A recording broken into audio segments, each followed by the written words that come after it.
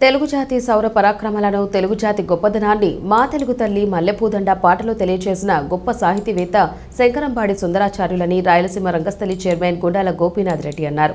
ఆంధ్రప్రదేశ్ రాష్ట్ర గేయం మా తెలుగు తల్లికి మల్లెపూదండ గేయాన్ని రచించిన రచయిత, సాహితీవేత్త శంకరంబాడి సుందరాచార్యుల 48వ వర్ధంతిని పురస్కరించుకుని తిరుపతి లక్ష్మీపురం కూడలిలోని ఆయన విగ్రహానికి రాయలసీమ రంగస్థలి చైర్మన్ గుండాల గోపీనాథ్ రెడ్డి ఆధ్వర్యంలో పూలమాలలు వేసి ఘనంగా నివాళి అర్పించారు. ఈ సందర్భంగా ఆయన మాట్లాడారు.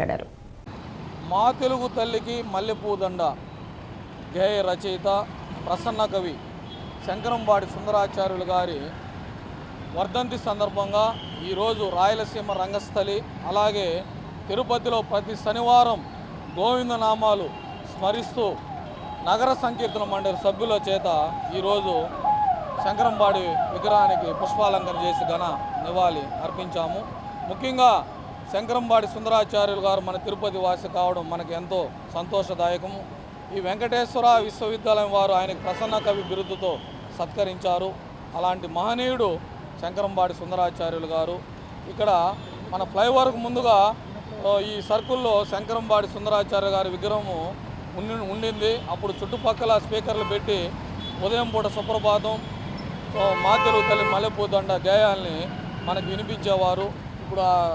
అప్పుడు ఈ రోడ్డు ఈ ఫ్లైఓవర్ కారణంగా తీసి ఇప్పుడు పక్కన పెట్టారు విగ్రహాన్ని. మరలా స్పీకర్లు పెట్టి ఉదయం పూట సుప్రభాతాలు అవి వినిపిస్తే బాగుంటుంది ప్రభుత్వానికి, తిరుమల తిరుపతి దేవస్థానం వారికి విజ్ఞప్తి చేస్తారు.